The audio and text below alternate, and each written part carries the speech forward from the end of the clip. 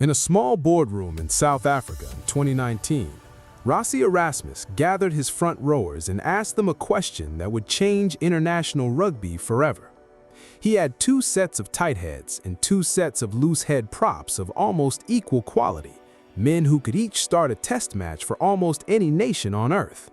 The question was simple: would the players not starting accept that their role was just as important as those who were, even if it meant coming off the bench and playing 40 minutes instead of 80? The room went quiet. Stephen Kitchoff looked around, took a breath, and said 5 words that nobody in that room expected. "I don't care if I'm number 17. No cameras, no fanfare, no press release.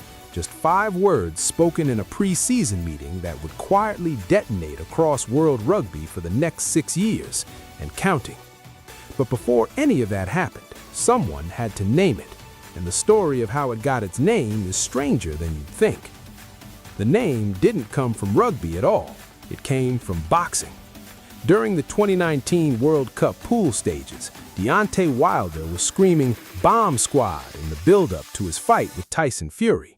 When South Africa's replacements came on as a group and the team celebrated afterward, the phrase was still ringing in the air, and somehow it stuck.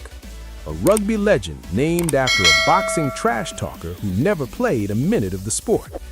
What happened next on the field, though, was no accident. The 6-2 bench split, 6 forwards and 2 backs instead of the traditional 5 and 3, made its official debut at the 2019 World Cup in Japan.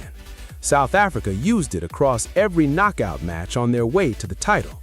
The 32-12 victory over England in the final was built precisely on this structure, with a second wave of forward power arriving just as the English pack was beginning to feel the weight of 60 minutes against the starting 8. England never saw it coming, but someone did, and he was furious. Former Scotland coach Matt Williams called it not morally correct and urged World Rugby to act immediately. He wasn't alone. Critics lined up. Analysts wrote pieces. Rugby's establishment pushed back hard against what they called an unfair structural loophole. Rassie absorbed every word and changed absolutely nothing. The gap between what the critics were saying and what the scoreboard was showing was enormous, and here's what most people still miss about that moment. This was never a trick. It was never a one-tournament experiment that got lucky. It was a structural philosophy built on a single observation that nobody else had acted on at this scale. If your second set of front rowers is as good as your first, treating them like an afterthought is leaving points on the field. Rassie didn't invent better forwards. He invented a better way of using the forwards he already had.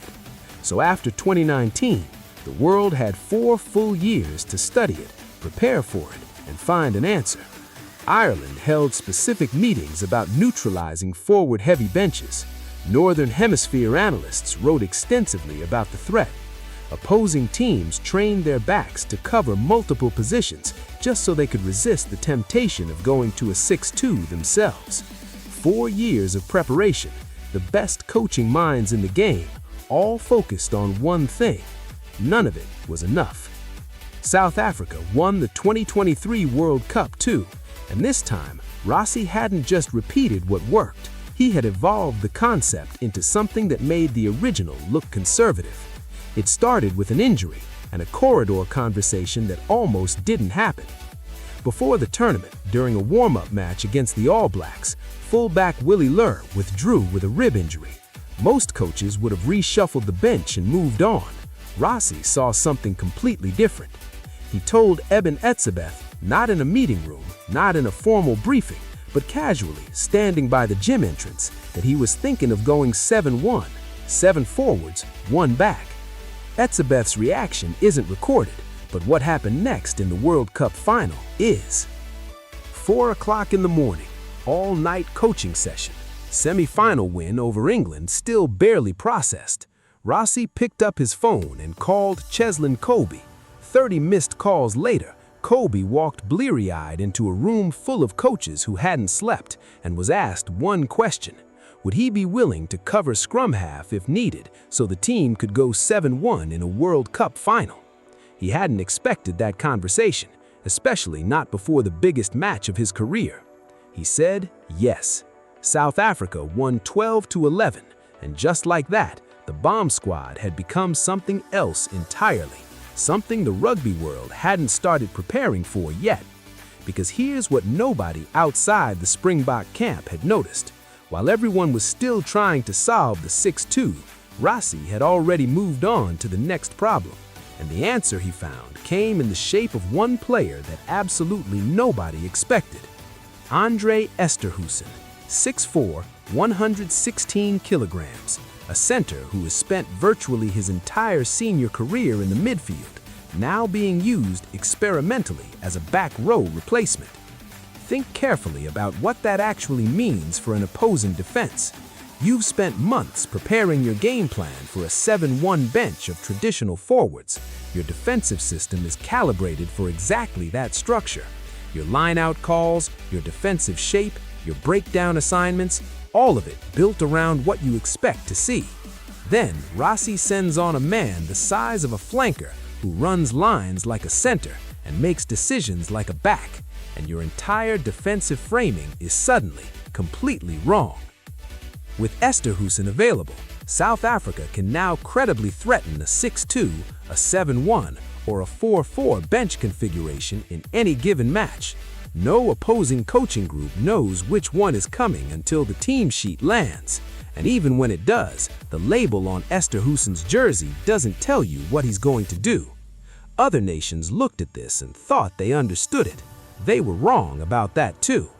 France adopted the 7-1 structure in the 2025 Six Nations, used it in key matches including a 42-27 win over Ireland, and won the title.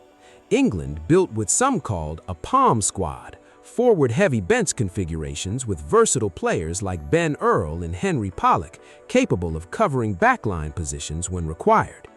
Both nations pointed to their success as proof that they had closed the gap. But here's the thing, and this is the part that gets missed every time the conversation happens. Copying the structure is not the same as copying the concept. While France were using a 7-1 split that Rassie first deployed in 2023, Rassie was already operating with hybrid players, variable configurations, and a forward pool so deep that South Africa can rotate its entire front row across a 4-test series without the quality dropping. France and England have the structure. South Africa has the structure, plus the depth, plus the evolution. And when you look at what's actually sitting on that Springbok bench, the gap becomes almost uncomfortable to look at directly. South Africa's standard 2025 test bench regularly included Malcolm Marx, World Rugby Player of the Year, the first hooker to win that award since Keith Wood in 2001.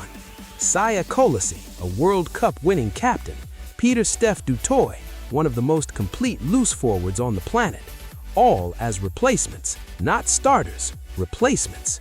That is a bench that would start for most other nations on Earth and still win tests. But even that doesn't fully explain why this system works at the level it does, because the numbers are the surface. What's underneath them is something much harder to build. Rassie said something in 2019 that explains the whole philosophy more clearly than any tactical breakdown ever could.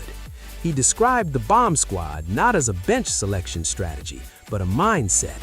The idea that starting players can empty the tank completely, hold nothing back, give everything, knowing that the replacements arriving will pick up from exactly the same level of intensity, not a lower one. That mental contract between starters and replacements, where nobody is saving themselves, nobody is managing their effort because the man behind them is carrying the same weight, that is what makes the system work. You can copy the 6-2 split in an afternoon. You cannot copy 7 years of conditioning culture, squad depth management, and the specific psychological buy-in that Rassie built in that small boardroom when Kitchoff said he didn't care about being number 17, and the Scoreboard has been making that argument for 6 years straight. The Springboks won the last 20 minutes of matches across the 2019 and 2023 World Cups at a rate no other side in either tournament could match. Mornay Stain, coming off the bench in the third Lions test in 2021, kicked the match-winning penalty in the 78th minute. The bench is not the contingency plan. It is half the strategy. And then the critics tried one final move. They went to the governing body itself. World Rugby reviewed the bomb squad after sustained pressure from nations who argued forward-heavy benches increased injury risk. Their chief executive, Alan Gilpin, confirmed that the science simply didn't support the concern. Fresh players arriving late in a match does not create a more injurious environment. The data was clear. When that finding was published, Rassie posted 2 words on social media: "So clear." The man who built a concept called Not Morally Correct in 2019 watched it get officially cleared by the sport's governing body, after France had won a Six Nations title using their own version of it, after England had built their bench strategy in its image, and after South Africa had evolved it 3 times over. Rassie is contracted to SA Rugby until 2031. The 2026 season brings 135 days together as a squad. 4 rivalry tests against the All Blacks, the Rugby Championship, then France, Italy and Ireland in November.